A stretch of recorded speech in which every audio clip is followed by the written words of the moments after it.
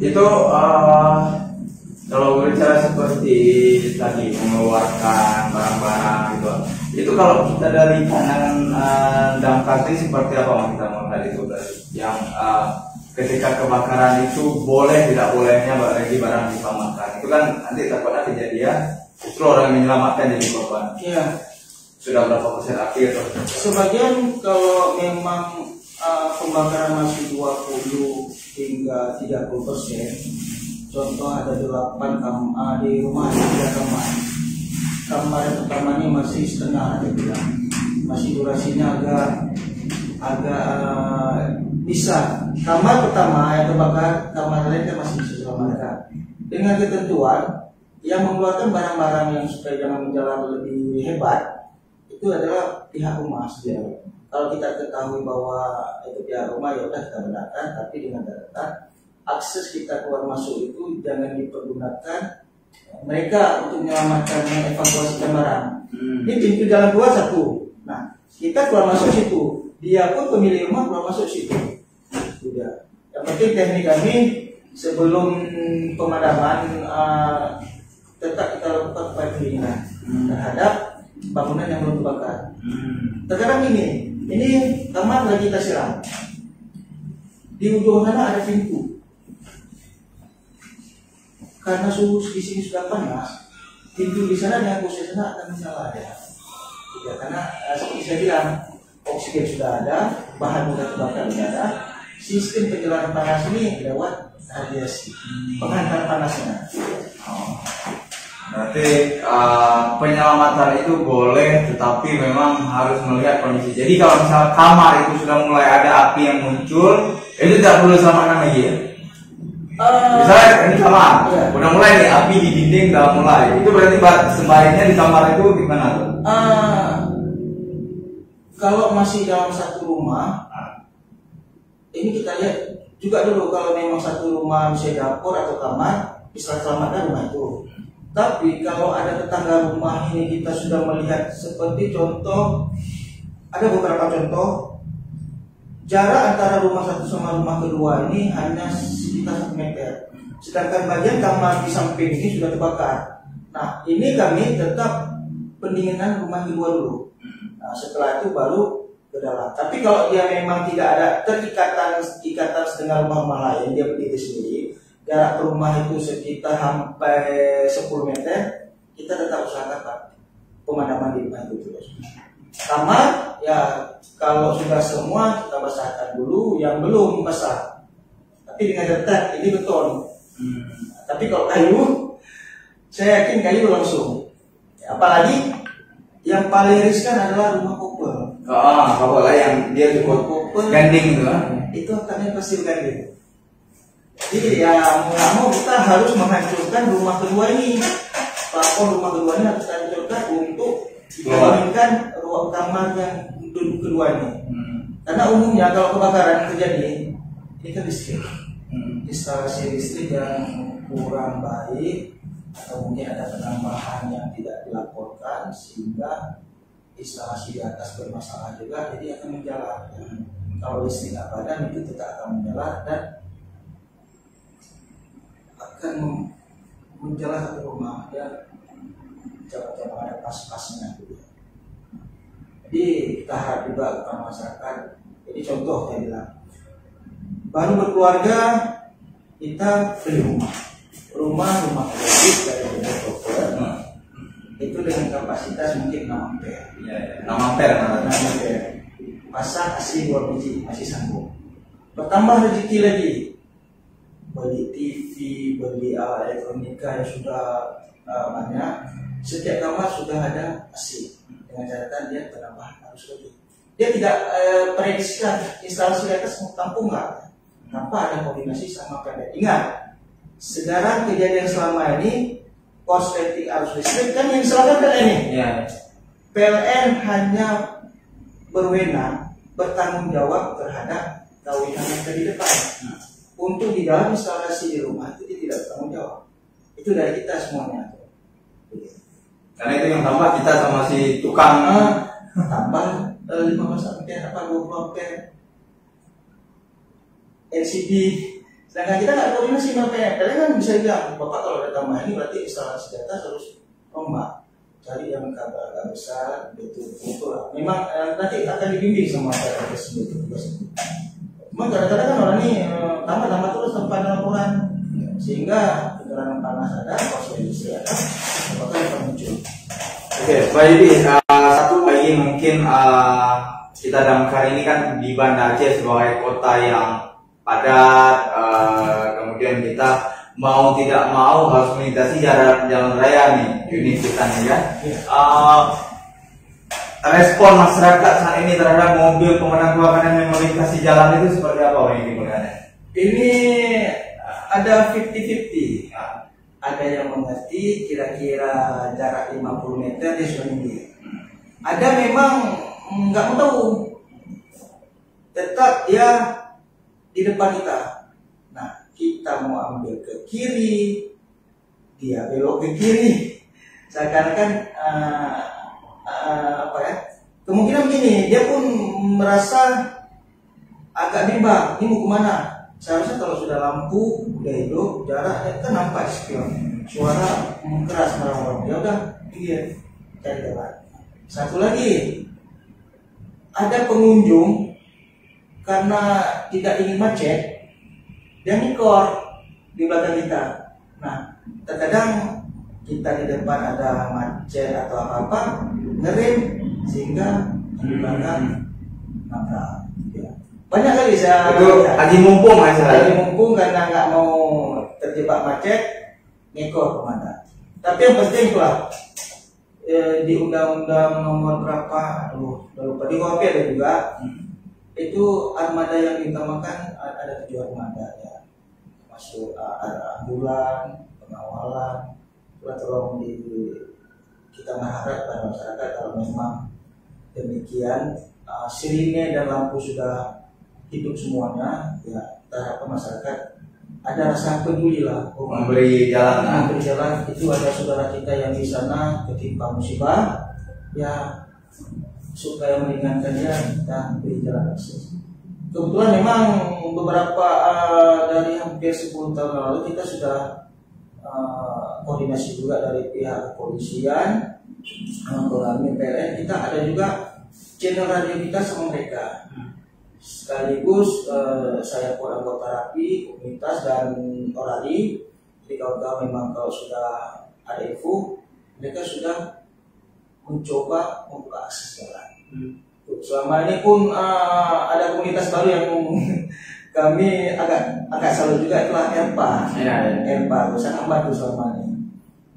Mereka membuka jalan juga. Seperti selama ini di Banda Aceh sebagian masyarakat sudah mengerti, tetapi masih belum 100% lah, masih ada yang masih belum minggir. Ya. Kalau di lampu merah sebenarnya seperti apa Bang metodenya ketika ada damkar, mobil damkar? Yang penting satu itu memang emergensi dari pihak kepolisian, memang kalau mereka memang sudah ada di jalan itu lampu merah maju ya, tetap maju, tapi dengan catatan ya berhati-hati. Yang lampu hijau karena kita terlihat dari ujung sana mobil pemadam, dia berusaha berhenti dulu biar dia mengutamakan orang di depan mobil pemadam untuk maju. Jangan sama-sama bentrok gitu ya. Jadi salah satu mereka harus kalah. Yang jelas mengalah adalah lawan yang melawan, yang warna hijau yang sudah menjalan, karena di kita ini adalah pemadam, jadi yang ini harus maju duluan. Memang kita klakson terkadang bisa. Terkadang kalau sudah panjang kali, hampir contoh kita bilang di Jambu Tape, itu posisi kita mobil kita kadang-kadang di depan mall mall Matahari itu jadi sampai sana memang cukup macet, kadang-kadang nggak terlayani betul, tidak terbuka jalan, kecuali nanti kalau memang ada yang relawan-relawan ERPA, dia akan menyusul ke depan untuk membuka supaya macetnya lebih cepat. Nah, yang kita bisa lewat langsung. Ya. Berarti kalau dengan merah, kalau memang bagi warga menggunakan kendaraan mobil yang di jalur kanan itu boleh langsung maju atau mutar biasa itu? Ya, dengan catatan ya tetap berhati-hati, tidak spontan dan tidak spontan sehingga pengendara lain merasa panik. Jadi kemungkinan kejadian kecelakaan fatal. Jadi ya sama-sama mengerti lah. Berbeda dengan dunia barat, banyak tuh di YouTube saya perhatikan jarak-jarak 50 memang semua tinggi. Apalagi jalan akses yang macet tuh. Tapi belum masih tertangani kalau pada Aceh ketimbang kota-kota kayak di Medan, di Jakarta yang lalu lintas cukup macet, panjang macet, jadi susah kan. Ini kan soal antara pemadam sama masyarakat. Berarti kalau dalam hal memberi jalan sudah ada yang paham, tapi masih banyak juga yang belum paham. Berarti kita minta yang ini semua mengerti lah yang memberi jalanan. Kemudian di saat pemadaman di lokasi bang, di lokasi kebakaran, kadang-kadang kan terlalu banyak masyarakat. Terlalu ramai yang ikut campur sebenarnya, yang ikut membantu. Itu kalau dari kita damkar melihat itu sesuatu yang positif atau justru menghambat kinerja kawan-kawan itu? Ada dua faktor yang berdampak negatif. Ada masyarakat tanpa menunggu perintah kita mengambil inisiatif sendiri. Nah itu memang tidak dibenarkan, karena untuk bisa kita menganggap sepele ini hanya penyiraman, tapi terkadang teknik penyiraman yang tidak paham dan tidak ada bimbingan dari kita ya akan fatal. Karena kita punya SOP segala pada saat upaya pemadaman itu SOP-nya apa, tahapan-tahapan itu yang kita lalui itu harus menurut SOP. Jadi pada saat kita terbentur kita masih bisa tahan. Nah, tapi kalau kita jalan tidak sesuai dengan SOP, itu siapapun saja dari kita akan kena masalah nanti. Jadi kita bisa pertahankan ini SOP kami ini. Jadi kalau memang ada masyarakat yang ingin bantu ya kita izinkan. Dia di belakang kita. Apa-apa ya di belakang. Jangan masyarakat di depan ya. Jangan. Jadi kalau kita kan safety sudah ada nih, batu batibara, helm semuanya. Pada saat kita masuk di ruangan, ya kita lihat di sekanggal ini masyarakat ya jangan masuk, jangan ikut. Kenapa? Balok jatuh dari kepala barang. Ya kan disalahkan kan tetap pemadam. Kenapa masyarakat ikut ke dalam kebakaran? Apalagi kebakaran agak besar. Nah, dia hanya sebatas yang sesuai dengan arahan dari kami aja. Kalau kami bilang bantu, kalau enggak ya udah harap di luar. Tapi dengan catatan beli ruang kami untuk bergerak. Itu penting. Jangan sampai ke lokasi buat instastory, rekam boleh nggak masalah, tapi kan harus jarak ya, jangan terlalu megang areanya, harus diberikan, harus disediakan area kosong. Oke, kalau demikian Bang Yudi, Saudara Alun, dapat saya simpulkan dalam perbincangan hari ini saya dengan Bang Yudi dari Damkar Banda Aceh bahwa masyarakat itu perlu lebih memahami tentang aktivitas petugas pemadam kebakaran. Yang pertama adalah ketika mereka keluar dari pos induk dengan mobil, yaitu harus memberikan jalan, itu harus memahami dengan memberi jalur kanan lajur kanan. Jadi semua itu bukan pemadam yang memotong mobil, tetapi mobil yang memberi jalan ya Bang. Jadi jangan berharap di samping kosong, tetapi mobil yang bergeser ke samping sehingga pemadam bisa lebih lancar. Karena pada intinya 2 menit lebih cepat itu cukup sangat bermanfaat dan fatal memang jika itu telat atau cepatnya itu akan sangat beda nanti hasilnya. Kemudian jika di lokasi masyarakat harus memberi ruang gerak kami bekerja. Itu yang sangat penting. Ruang gerak. Jadi selama ini kan masyarakat ini paling sering kalau kebakaran itu kan ngerekam dengan handphone, nge-live medsos. Sebenarnya itu hak masyarakat sih, tetapi yang harus dipahami memberikan batasan. Jadi kalau di luar negeri kata Bang Yudi tadi mereka beri 100 meter, Bang. 100 meter dari lokasi. Tapi kita ini kadang-kadang memang di dekat apinya itu. Jadi harus memang mundur sehingga di depan lokasi yang terbakar itu tersedia ruang kosong. Jadi petugas pun bebas.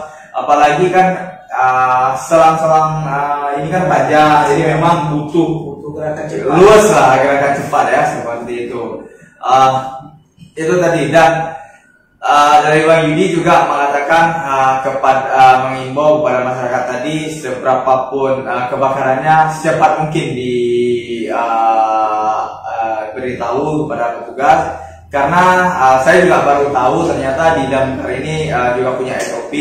Ketika kebakarannya itu sudah terlalu besar, berarti kita nggak lagi fokus di memadamkan objek itu ya, tetapi menjaga area di sampingnya supaya tidak meluas. Tetapi jika hanya berapa persen, maka masih dipadamkan.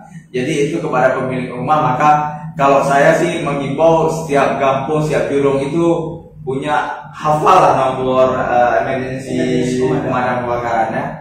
Oke Bang Yudi, 40 menit sudah hampir 40 menit pertemuan kita hari ini bincang-bincang tentang kondisi pemadam kebakaran Banda Aceh.